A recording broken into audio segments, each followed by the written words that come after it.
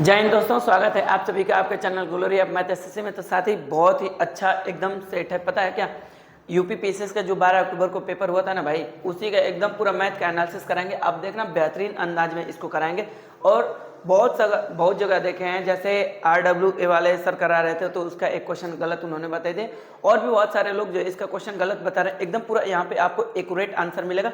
आप अपने आंसर को मैच कर सकते हैं तथा वीडियो को ज़्यादा से ज़्यादा शेयर भी कर सकते हैं दोस्त। ठीक है, अब आ जाइए, ये देखिए क्वेश्चन नंबर फर्स्ट है। बोल रहा कि रवि और शिखा की आयु का अनुपात 3:8 है। देखो यार, रवि को हम शॉर्ट में R लिखेंगे और शिखा को S लिखेंगे। इनका एज का रेशियो कितना दिया है? 3:8। ये प्रेजेंट है, ध्यान रखना। ठीक है, बोल रहे कि आफ्टर 6 ईयर के बाद, अब आफ्टर 6 ईयर बोलेगा तो 6 प्लस कर देंगे, ध्यान देना। बिफोर बोलेगा तो माइनस कर दीजिएगा। अब बोले कि उनकी आयु का अनुपात 4 क्या बन जाता है दोस्त? 9 बन जाता है। 4:9। ठीक है, देखो इसके लिए बहुत सारे तरीके हैं, लेकिन मैं आपको जो बताऊंगा एकदम शॉर्ट तरीका होगा। ठीक है, शॉर्ट मेथड लगा लो, क्रॉस प्रोडक्ट लड़ाई कंसेप्ट। देखो, नत्रे के 27 और चौके 32, डिफरेंट ले लीजिए हमेशा 5 का। ठीक है, अब यहाँ से देखो, जब ये दोनों सेम है तो इसका अंतर ले लो। अंतर कितने का? 5 का, और 6 5 30 ना, 30 का। अब देखो, इससे इसको काट दो तो 1 यूनिट की वैल्यू कितनी लग गई? 6। 1 यूनिट की वैल्यू 6। ध्यान देना, ये दोनों प्लस प्लस होंगे तो घटेगा, एक माइनस एक प्लस रहेगा तो जुटेगा। ठीक है, और एक जो है मतलब सेम साइन रहेगा, घटेगा, और अपोजिट साइन रहेगा तो जुटेगा। ध्यान देना। अब देखो, 1 यूनिट की वैल्यू 6 आ गई। ठीक है, 1 यूनिट की वैल्यू 6। तो आर आपसे क्या पूछा? वर्तमान में रवीश की आयु बताइए। तो वर्तमान में रवीश कितने का? 3 है, तो 6 के 18 इसका करेक्ट आंसर हो जाएगा। ठीक है, उम्मीद करते हैं कि ये क्वेश्चन आपको समझ में आया होगा। ठीक है, और ये सबसे शॉर्ट तरीका, आप इसको डायरेक्ट भी कर सकते हो। ठीक है, ये लगा क्वेश्चन नंबर। नेक्स्ट देखिए, बोल रहा है कि इस समय माँ की आयु, यहाँ पे लिख लेते हैं मदर। ठीक है भाई, और बोल रहा है कि उसकी बेटी की आयु, बेटी यानी यहाँ पे डॉटर, यानी मदर की एज जो है 3 टाइम है। किससे? डॉटर से। आफ्टर 12 ईयर यानी 12 साल के बाद। ठीक है दोस्त, 12 प्लस कर लेते हैं। बोले कि उनकी बेटी की आयु दोगुनी हो जाएगी, यानी कि 12 वर्षों के बाद बेटी की आयु की दोगुनी होगी। मतलब कि माँ की आयु बेटी की आयु क्या होगी? दोगुनी होगी। लगा तो लड़ाई कंसेप्ट, या फिर डिफरेंस भी आप इक्वल कर सकते हो। ठीक है, यहाँ से ऐसे इसका मल्टीप्लाई करो। देखो दोनों सेम साइन है, घटेगा। ठीक है, अब 3 1 जा 3, 2 2 जा 2 1 जा 2, तो डिफरेंस कितने का दोस्त? 1 का। अब देखो ये सेम है ना, तो यहाँ से इसका 1 है अंतर, 1 का। अब 1 का इसमें मल्टीप्लाई कर दो तो 12, यानी 1 यूनिट की वैल्यू कितनी आ गई दोस्त? 12। आपसे पूछा कि इस समय बेटी की आयु क्या है, यानी प्रेजेंट पूछा ना, तो इस समय बेटी की आयु 1 यूनिट है, और 1 यूनिट के साथ ही ऑलरेडी वैल्यू निकाल चुका है 12, इसका करेक्ट आंसर हो जाएगा। तो आपने देखा एज से जो है रेशियो प्रोपोर्शन से, और एज से 2 सवाल आए थे आपके। ठीक है, ये लग गया। देखिए क्या बोला कि यदि एक संख्या को 84 से भाग दिया जाता है तो रिमाइंडर जो है 37 आता है। यदि इसी संख्या को 12 से भाग दिया जाए तो रिमाइंडर क्या होगा? ये नंबर सिस्टम का बहुत ही आसान सवाल है, आप लोग इसको जानते भी होंगे दोस्त। क्या बोल रहा है कि देखो, एक संख्या में अगर 84 से भाग दिया जाता है, मान लीजिए कि संख्या क्या है? n है। अगर n में आप 84 से भाग देते हैं दोस्त, तो रिमाइंडर क्या आता है? 37 आता है। अब बोले इसी संख्या में 12 से भाग दिया जाए, यानी n में 12 से भाग दिया जाए, n में 12 से भाग दिया जाए तो रिमाइंडर यहाँ पे क्या होगा? एक बात बताओ, पहले आप इससे चेक करो कि ये 12 का फैक्टर है कि नहीं। 84 12 जो है 84 का फैक्टर है, बिल्कुल है। ठीक है, तो एक काम करो, जो आप रिमाइंडर में प्रोसेस करोगे ना, वही जो संख्या में प्रोसेस हो जाएगा। ठीक है, तो ये तो बेसिक था। ठीक है, डायरेक्ट आपको क्या करना है, आप इससे चेक कर लो कि ये इससे डिजिबल है कि नहीं, कटा रहा है कि नहीं। अगर कटा रहा है दोस्त तो 37 में ही आप क्या कर दो, 12 का भाग कर दो, 12 36, यानी 1 जो है इसका क्या हो जाएगा? करेक्ट आंसर हो जाएगा। ठीक है, 1 इसका करेक्ट आंसर। ध्यान देना, अगर ये इसको नहीं कटा पाएगा तो हम इसका CND आंसर मारेंगे। क्या मारेंगे दोस्त? CND, यानी कैन नॉट बी डिटरमाइन, हम नहीं पता कर सकते। ठीक है, ध्यान रखना। ये लग गया। अगला सवाल बहुत ही अच्छा सवाल है। देखो जनरली यहाँ पे सेट कोई नहीं पढ़ा रहा है, ठीक है, लेकिन हमने सेट पढ़ाया था। अब देखो सेट में जो है पीसेस में सवाल आ गया है, सेट में। ठीक है, अब देखो जरा क्या बोल रहा है कि किन्हीं दो समुच्चय A और B के लिए A माइनस B किसके बराबर है? पहले तो आप A माइनस B का मतलब समझो। A माइनस B का मतलब ये होता है दोस्त कि A का ऐसा एलिमेंट जो B में ना हो, A का ऐसा एलिमेंट जो B में ना हो। मेरी बात समझो, अब ये है पूरा A और ये है पूरा B ना, तो A का ऐसा एलिमेंट यानी सिर्फ ये वाला यही है, ओनली A बोल सकते हैं इसको, यानी ये वाला B में नहीं है। अब देखो क्या बोल रहा है कि इसको A में से माइनस करना है, A में से माइनस करना है, यानी हम बोल सकते हैं कि A का ए का ऐसा पार्ट जो ए माइनस बी में नहीं हो। सुनो, यानी ए का ये पूरा पार्ट जो ए माइनस बी में ना हो ना, ए माइनस बी में ना हो। देखो अब ए माइनस बी में ना होने का मतलब क्या है, ये वाला पूरा पार्ट हटा दोगे और ये वाला पूरा पार्ट हटा दो, क्या आएगा, इंटरसेक्शन आएगा। ये वाला जो दोनों में मैचअप करता है इंटरसेक्शन होता है ना। अब देखो शायद आप इससे ना समझ पाए होगे, आप यहाँ से देखो एक चीज़ है, अगर हम ले लेते हैं ए का कोई भी सेट ले लो, जैसे 2 3 4 5, ये हो गया ए का।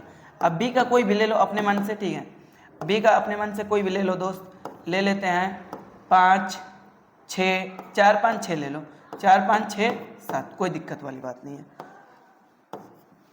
अब सुनो, a माइनस बी निकाल देते हैं, a माइनस बी। तो a माइनस बी का मतलब क्या हुआ साथी, a माइनस बी का मतलब ये हुआ कि a का ऐसा एलिमेंट जो b में नहीं हो ना। तो देखो a का देखो 4 5 तो मिल गया, यानी 2 3, क्या है 2 3, a का ऐसा एलिमेंट है जो b में नहीं है। अब देखो क्या बोल रहा है कि अब a माइनस, अब a में से a माइनस बी को क्या करना है, घटाना है, यानी कि a का ऐसा एलिमेंट जो a माइनस बी में नहीं हो। अब देखो इसमें से ये घटा देते हैं, इसमें से अगर 2 3 4 5 में से हम 2 3 घटा देंगे तो क्या बचेगा 4 5, यानी 4 5 इसमें भी है और 4 5 इसमें भी है, तो जो दोनों में कॉमन मिलता है दोस्त उसको क्या बोलते हैं, इंटरसेक्शन बोलते हैं। तो इसलिए इसका आंसर क्या हो जाएगा, इंटरसेक्शन हो जाएगा, ठीक है, ए इंटरसेक्शन बी। अब ये यूनियन है, ये ए माइनस बी है। बहुत सारे बच्चे जो है इसका ये महारत, ऐसा लग रहा है कि जैसे उन लोगों से अलजेब्रा पूछा है, ठीक है। अब बहुत सारे बच्चे जो है क्या किए हैं, इसमें जो है ए माइनस ए और प्लस बी, इससे इसको काट दिया है, इसका आंसर बी मार दिया है, ठीक है। ये गलत तरीका है, आप ऐसे इसको सीख लो। हमने दोनों तरीके से आपको बता दिया, डायग्राम के थ्रू भी और सॉल्व करके भी। अब लगे क्वेश्चन नंबर नेक्स्ट।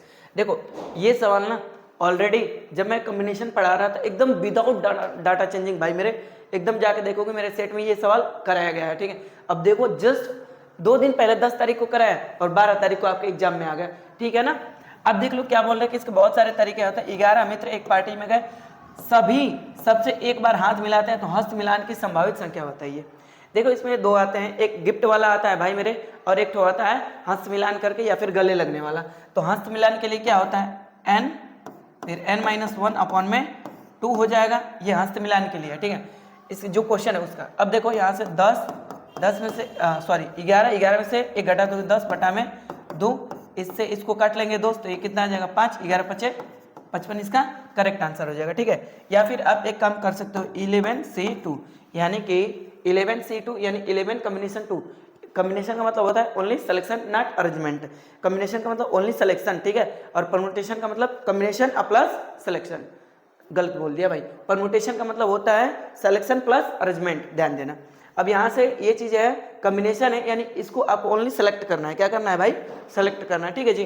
अब देखो इसको कैसे सॉल्व करोगे, देखो सॉल्व करने का एक तो एनसीआर फार्मूला आप पढ़े हो, एनसीआर, ठीक है, क्या होता है n फैक्टोरियल अपॉन में r फैक्टोरियल, फिर n माइनस r फैक्टोरियल होता है साथी, ठीक है। उसी के तहत हम लोग इसको सॉल्व करेंगे, आ जाओ। अब देखो यहाँ से क्या बोल रहा है कि 11, ठीक है, तो 11 फैक्टोरियल और 2 टाइम लिख दो, 11 × 10, ठीक है, अपॉन में अब इसको 2 फैक्टोरियल को अरेंज कर लो, 2 फैक्टर 2 × 1, ठीक है। अब देखो क्योंकि हमको पता है कि n माइनस आर कटेगा, ठीक है, 9 फैक्टोरियल तो ऑलरेडी कट जाएगा, n माइनस आर था ना, तो यहाँ से 11 में से 2 घटाओगे 9 फैक्टोरियल ऑलरेडी कट जाएगा, तो इसलिए ये शॉर्ट तरीका होता है इसको अरेंज करने का। तो इससे इसको काट लेंगे तो ये कितना हो जाएगा, 11 5 55, इसका करेक्ट आंसर हो जाएगा ये सी वाला, ठीक है।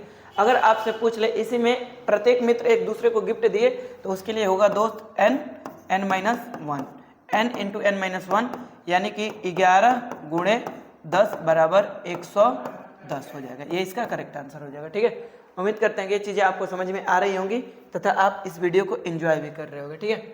अब देखो ये बहुत ही अच्छा सवाल है। क्या बोल रहा है, यदि किसी समांतर चतुर्भुज की सभी भुजाएं बराबर हैं और एक कोण समकोण है तो उसे क्या कहेंगे, ठीक है, क्या कहते हैं। आ जाओ, देखो बोल रहा है कि भाई मेरे देखो पहले क्या क्या दिया है, आयत में तो आमने सामने की भुजा बराबर है तो इसको तो छोड़ ही दो, ठीक है। अब समचतुर्भुज इसको रोम्बस बोलते हैं, क्या बोलते हैं जरा समझो।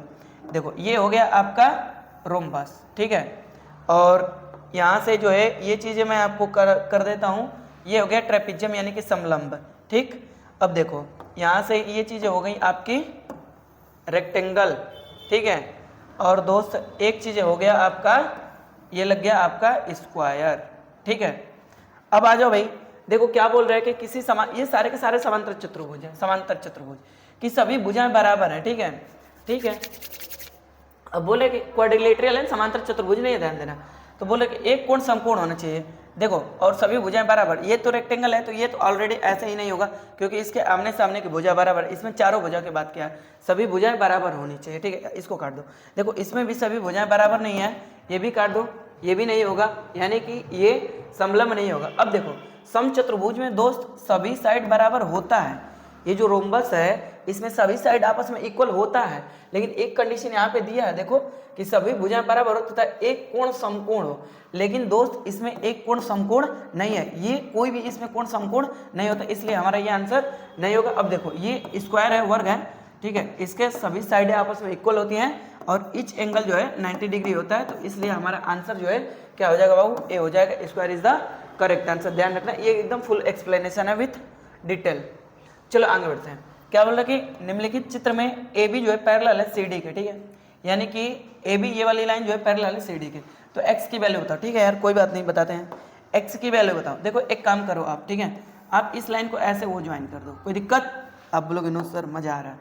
अब देखो यार, आप एक कंसेप्ट जानते हो कि दो पैरेलल लाइन को एक ट्रांसवर्सल लाइन काटती है तो अल्टरनेट इंटीरियर एंगल बनता है, करस्पॉन्डिंग एंगल बनता है, वर्टिकली अपोजिट एंगल बनता है ना। अब मेरी बात को ध्यान समझने की कोशिश करना। अब ये देखो ये 50 है, तो ये भी 50 होगा कि नहीं होगा? बिल्कुल होगा, करस्पॉन्डिंग एंगल से होगा ना, ठीक है। अब ये देखो ये लीनियर पेयर बन रहा है, तो ये 100 है, तो ये कितना होगा दोस्त? 80 होगा, होगा। अब देखो ये ट्रायंगल बन गया कि नहीं बन गया? तो ट्रायंगल के तीनों एंगल का सम कितना होता है? 180। इसको और इसको जोड़ोगे साथ ही 130 होगा, 180 में से माइनस करोगे तो x गोज टू 50 डिग्री, यानी इसका कौन सा आंसर होगा? 50 degree is the correct answer, ठीक है भाई। अब आगे बढ़ते हैं, चलो नेक्स्ट, ये लग गया, ये लग गया क्वेश्चन नंबर नेक्स्ट। अब इसको सॉल्व करो भाई। देखो क्या बोल रहा है कि एक खुदरा विक्रेता 225 रुपए में एक रेडियो खरीदता है और उसका ऊपरी खर्च 15 रुपए, ठीक है यार। तो इसको टोटल ऐड कर दो भाई, टोटल सीपी आ जाएगा, ओवरहेड चार्ज को भी ऐड कर देते हैं, यानी 240, ठीक है जी। और एसपी कितना है साथी? 300, एसपी 300। प्रॉफिट कितने का हो गया अब दोस्त? 60 का, ठीक है। और प्रॉफिट परसेंटेज निकालना है तो किस पे होता है? 240 यानी सीपी पे। इससे इसको काट दोगे यानी 1/4, 1/4 क्या होता है? 25%, इसका करेक्ट आंसर हो जाएगा। देख रहे हो सारे के सारे सवाल जो है आए हैं पीसीएससी सेट में, ठीक है। अगला सवाल है, देखो बोल रहा है कि ए और बी एक साथ काम करते हुए एक गड्ढे को 8 घंटा में खोद सकता है, ठीक है यार। बोल रहे कि ए प्लस बी एक गड्ढे को 8 घंटे में खोद सकता है, जबकि ए अकेला इसे 12 घंटे में, जबकि ए अकेला दोस्त इसे 12 घंटे में खोद सकता है। तो बोल रहे कि बी अकेला इस काम को कितने दिन में करेगा? ये टाइम एंड वर्क का सबसे ईजी सवाल है, ठीक है यार। तो अब यहाँ से इसका एलसीएम ले लेते हैं, यानी हम मान लेते हैं कि टोटल कैपेसिटी टोटल वर्क 24 है। तो अब देखो ए बी की इफिशियंसी 3, इसमें इसका डिवाइड कर देंगे 24 में 8 का, और ए की इफिशियंसी 2। तो साथ ही आप बोल सकते हो कि बी की इफिशियंसी क्या होगी? 1 होगी, ठीक है। अब बी की इफिशियंसी 1 है और 24 काम करना है, तो कितना रफ्तार लगेगा भाई मेरे? सॉरी, कितना दिन लगेगा? 24 दिन लगेगा, 24 दिन इसका करेक्ट आंसर हो जाएगा भाई। ये सबसे आसान टाइप है। अब ये देखो ये बढ़िया सवाल है, और दोस्त कोई भी ऐसा सवाल नहीं है जो हम यहाँ पर नहीं पढ़ाए हैं, पूरा एकदम डिट्टो हर एक चीज। अब देखो जरा क्या बोल रहा है कि ए बी और सी 529 रुपए में एक काम करने के लिए नियुक्त किए गए। ए और सी मिलकर काम का 19/23 काम पूरा करते हैं, तो बी को कितना भुगतान किया जाएगा? मेरी बात समझो, जो जितना काम करेगा काम के इक्वल ही तो पैसा पाएगा भाई मेरे। टोटल काम 23 है, तो 23 यूनिट की वैल्यू दोस्त लग गई 529। कितना लग गई? 529। इससे इसको काट दूंगा तो 1 यूनिट की वैल्यू जो है आ गई दोस्त 23। अब देखो ये ए और सी का दिया है, ए और सी का टोटल ये इसमें ए बी सी है, तो बी का कितना आ जाएगा दोस्त? घटा देंगे, यानी बी की 4। अब 1 यूनिट की वैल्यू 23 है, तो 4 यूनिट की वैल्यू 23 चौके 92। C option is the correct answer हो जाएगा भाई मेरे, समझ रहे हो ना। अब ये देखो यार, देखो ये सवाल इतना अच्छा है कि मैं क्या ही बताऊं, क्वाड्रेटिक इक्वेशन का, ठीक है, द्विघात समीकरण का, लीनियर रैखिक समीकरण है ये, ठीक है। जब हम लोग इसको पढ़ाते हैं रैखिक समीकरण, बहुपद बहुपद, तो ये सब चीजें उसमें बताते हैं, ठीक है। अब देखो यहाँ से क्या बोल रहा है कि रैखिक समीकरण के कितने हल हो सकते हैं? पहला कोई हल नहीं, दूसरा एक अनोखा समाधान यानी यूनिक सोल्यूशन, 2 हल, फिर असीम रूप से इन्फिनिटिव मेनी सोल्यूशन, है ना। अब देखो भैया क्या बोल रहा है कि ये इक्वेशन है, आप इसमें जितना x की वैल्यू रखोगे साथ ही उतना ही y की वैल्यू आएगी। आप एक बार रख के चेक कर लो। देखो हम x की वैल्यू 0 रख दिए, ठीक है, -5y इक्वल टू क्या 15, ठीक है। अब ये 0 हो गया तो -5y इक्वल टू क्या आ गया 15। इससे हमने इसको काट दिया तो -y बराबर 3, तो y की वैल्यू क्या आ गई दोस्त -3। यानी जैसे हमने x की वैल्यू 0 रखा तो y की वैल्यू हमारी क्या आ गई -3 आ गई, ठीक है दोस्त। तो अब ऐसा तो नहीं है कि यहाँ से पहले इसको काट लो, यहाँ से एक कोई हल नहीं होगा, एक हल तो हो ही गया। अब आप जितना x की वैल्यू 1 रखोगे तो भी y का मान आएगा, अगर x की वैल्यू 2 रखोगे तो भी y का मान आएगा, x की वैल्यू 3 रखोगे तो भी मान आएगा। एक अनोखा समाधान, ऐसा तो नहीं है कि दोस्त सिर्फ यही एक इसका हल होगा, ये भी गलत है। दो हल नहीं, बहुत सारे हल हो जाएंगे इसके। जितना हम x की वैल्यू रखेंगे उतना हमारा y का वैल्यू आएगा। ये असीम रूप से कई हल हैं, यानी इसके इन्फिनिटी मेनी सोल्यूशन होंगे भाई मेरे। चलते हैं क्वेश्चन नंबर नेक्स्ट। अब ये देखो, ये सवाल देख लो, बहुत ही अच्छा सवाल है, ठीक है। अब देखो क्या बोल रहा है कि एक धनराशि पर 3 वर्षों के लिए 5% प्रति वर्ष की दर से साधारण ब्याज इतना है और इसी अवधि के लिए उसी दर पर आपसे चक्रवृद्धि ब्याज पूछा है। क्या पूछा है? चक्रवृद्धि ब्याज, ठीक है। तो अब देखो, अगर आपको चीजें डायरेक्ट याद हैं तो SI 3 साल का R/T से पाते 15% हो जाएगा और CI होता है दोस्त 15.7625 होता है, ठीक है। लेकिन यहाँ से तो चीज़ें बहुत ही मुश्किल होती नजर आ रही हैं, क्योंकि 15% की वैल्यू ये दिया है और इसकी वैल्यू आपको ये निकालना है, ठीक है। ये चीज़ें काफ़ी कैलकुलेटिव हो जाएंगी भाई मेरे। अब हम थोड़ा सा इसमें अलग रुख अपनाते हैं। प्रिंसिपल निकालना चाहोगे प्रिंसिपल निकाल लो, या फिर डायरेक्ट ट्री मेथड से चलते हैं, ठीक है। ट्री मेथड सबसे आसान है। अब एक बार मैं चीज़ों का, ये परसेंटेज से आप कर सकते हो। अब देखो ट्री मेथड होता क्या भाई मेरे, यहाँ से 5% है, 5% को क्या लिखेंगे 1/20, 1/20, यानी जो नीचे उसको पकड़ लो, 20 है। अब 20 का ये 3 है तो क्यूब कर दीजिए, यानी ये कितना लग गया 8000, ठीक है। अब 3 साल की बात है तो 3 लाइन ऐसे ड्रा कर दो। अब देखो यार, इसका 1/20 यानी ये जो है 400, 8000 का 1/20 करोगे तो 400। अब यहाँ भी वही चीज़ें हैं 1/20, फिर यहाँ भी इंटरेस्ट वही लगेगा 1/20। अब देखो इसके आगे कुछ नहीं है तो इस पे इंटरेस्ट नहीं लगेगा, हटा दो। इसके आगे ये है तो ये इससे इंटरेस्ट लेगा और रेट क्या रहेगी 1/20, तो 400 का 1/20 करोगे लल्ला क्या आएगा 20। अब फिर देखो इसके आगे ये है, ये है ना, तो इस पे ये 3 लोगों से इंटरेस्ट लेगा। अब यहाँ से लेगा तो ये 20, ये 20 और ये 20 का 1/20 करेंगे 1 आएगा। अब देखो भैया, ये जो होता है आपका साधारण ब्याज होता है और ये पूरी गणित जो है चक्रवृद्धि ब्याज होती है, और ये दोस्त जो है होता है साधारण ब्याज चक्रवृद्धि ब्याज का अंतर। अब देखो प्रिंसिपल हमारा आया है कितना 8000, प्रिंसिपल आया है 8000, छोड़ो हटाओ कोई बात नहीं। साधारण ब्याज देखो, साधारण ब्याज 1200 है, 4 4 8 4 12, यानी 1200 यूनिट बराबर दोस्त दिया है कितना 1200, यानी बोल सकते हैं कि 1 यूनिट बराबर 1 रुपया, 1 यूनिट बराबर 1 रुपया। आपसे पूछा है चक्रवृद्धि ब्याज बताइए, तो देखो 12 4 4 8 4 1200, 20 20 20 60 और 1 61, यानी इसके हिसाब से 1261 इसका करेक्ट आंसर हो जाएगा। 1261 कहाँ गया, ये लग गया। अब देखो प्रिंसिपल पूछेगा तो 8000 हो जाएगा, अगर चक्रवृद्धि अमाउंट पूछेगा साथी तो क्या हो जाएगा, देखो 8000 है प्लस 1261 है, यानी 9261, ठीक है। अब एक काम और कर सकते हो भाई मेरे, आप क्या पता है क्या, एक काम आप और कर सकते हो कि यहाँ से चीजें देखो, चक्रवृद्धि अमाउंट पूछ ले, चक्रवृद्धि अमाउंट तो 9261 हो जाएगा। अगर साधारण मिश्र धन पूछ दे तो ये 8000 प्लस 1 400 8400 8800 और ये 9200 इसका करेक्ट आंसर हो जाएगा, ठीक है। उम्मीद करते हैं कि ये चीज़ें आपको ट्री मेथड समझ में आ गया होगा। अगर नहीं समझ में आएगा तो आप एक बार फिर से वीडियो को पीछे करके देखिएगा, आपको समझ में आएगा। आइए देखिए क्या बोल रहे हैं कि एक समचतुर्भुज यानी रोम्बस ABCD है जो वर्ग नहीं है, सीधे सीधे बोल भी दिया कि भाई साहब वर्ग नहीं है, ठीक है, समचतुर्भुज है, ठीक है, कोई बात नहीं माफ करना भैया। A और B का अनुपात 4:5 है, तब C का वैल्यू बताइए, ठीक है यार, आ जाओ आ जाओ आ जाओ। देखो भाई बोल रहा है कि ये जो है आपके क्या है,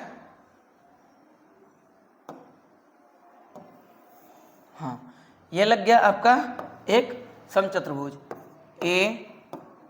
ABCD, ठीक है। देखो समचतुर्भुज एक ऐसा चतुर्भुज होता है जिसकी चारों भुजाएं आपस में बराबर होती हैं साथी, ठीक है, और यहाँ से चारों भुजाएं आपस में बराबर होती हैं और इसके डायगोनल जो है एक दूसरे को बाइसेक्ट करते हैं, ठीक है, 90 डिग्री पे।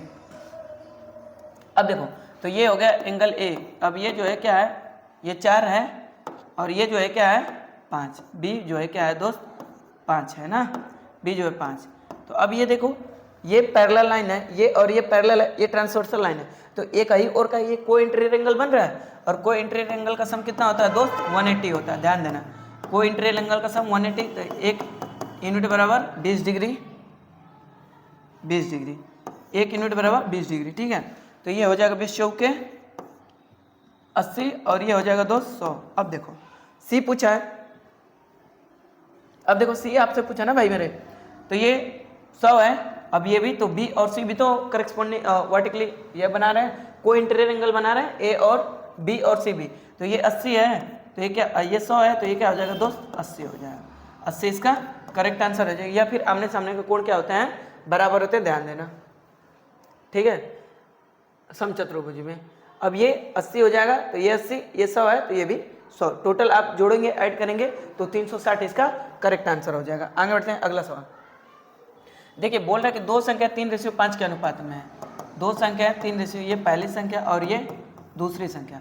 बोले कि यदि प्रत्येक संख्या में 10 जोड़ दिया जाए, ठीक है, 10 जोड़ दो, इसमें भी 10 ऐड कर दो, इसमें भी 10 ऐड कर दो, तो नया अनुपात 5:7 हो जाता है, ठीक है। लगा दो लड़ाई कंसेप्ट, देखो 17 के 21 50 25 अंतर जो है 4 का, ठीक है। अब देखो यार यहाँ से 10 7 70 50 इसका गुणा इसमें 70 इसका गुणा इसमें 50, अंतर कितने का दोस्त 20 का, इससे इसको काट देंगे लल्ला, 1 यूनिट बराबर 5, समझे ना भाई, 1 यूनिट बराबर 5 संख्या पूछा है, तो 5 3 15 दोनों में क्या कर दो 5 का मल्टीप्लाई कर दो, तो 15 25 का करेक्ट आंसर हो जाएगा, ठीक है। बेसिक छोड़ो, ये डायरेक्ट अप्रोच बता रहा हूँ, उसको सीखो, फायदे में रहोगे, कम समय में ज़्यादा क्वेश्चन अटेम्प्ट करोगे साथी। अब ये देखो बहुत ही अच्छा सवाल है, बोल रहे कि रेखीय समीकरण 2x + y का एक आलेख रेखा है जो x को जिस बिंदु पर काटता है प्रतिच्छेदन करता है, x को काट रहा है, ठीक है।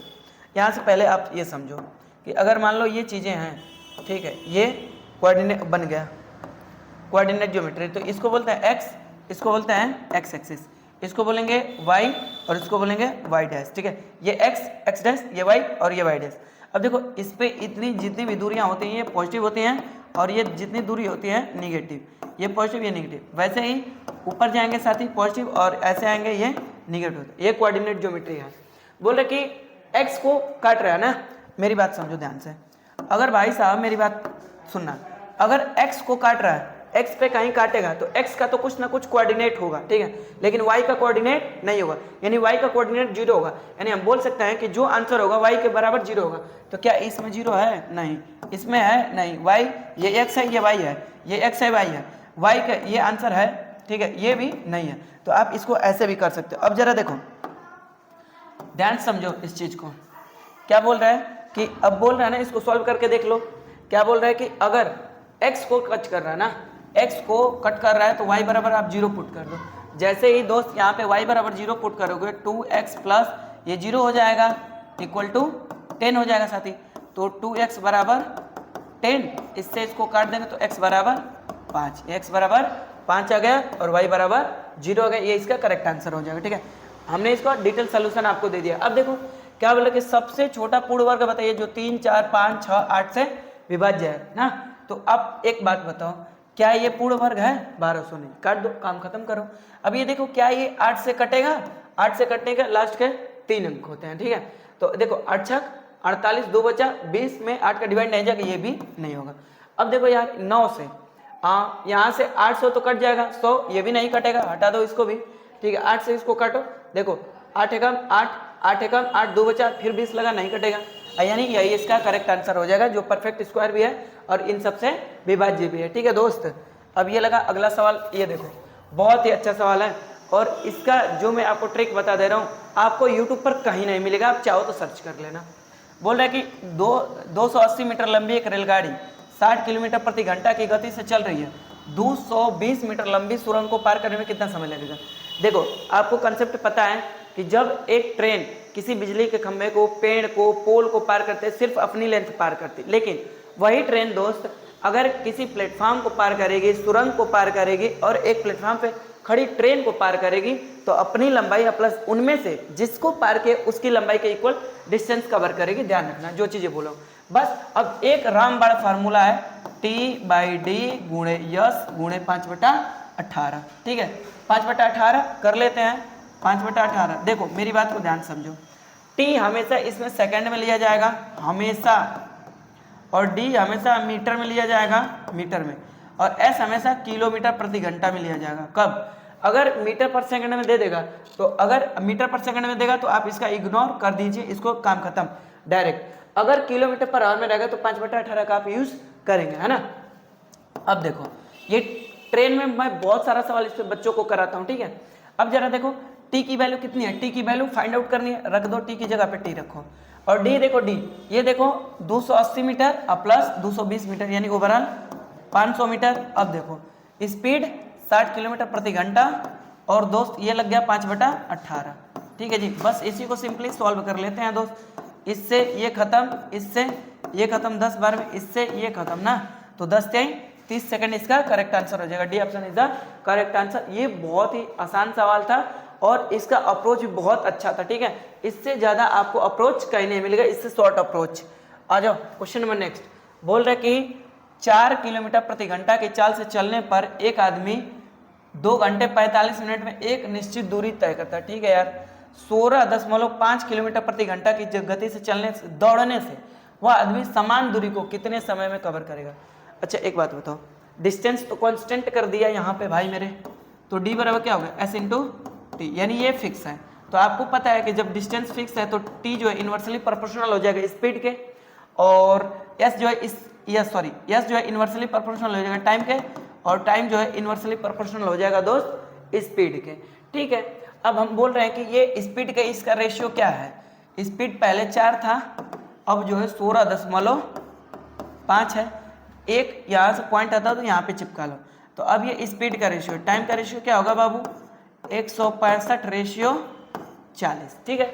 अब आगे बोल रहा है कि इतने किलोमीटर प्रति घंटा की चाल से चलने पर 2 घंटा 65 मिनट में ना, 2 घंटा 45 यानी 2 घंटा का मतलब 120 minute plus 45 minute overall 165 minute, यानी 165 मिनट की वैल्यू 165 यूनिट आई है। हम बोल सकते हैं कि ये इसका कितना गुना है, आप बोलोगे सर 1 गुना है, 165 यूनिट की वैल्यू 165 मिनट, तो 1 गुना है, यानी जो हम माने वही सही है।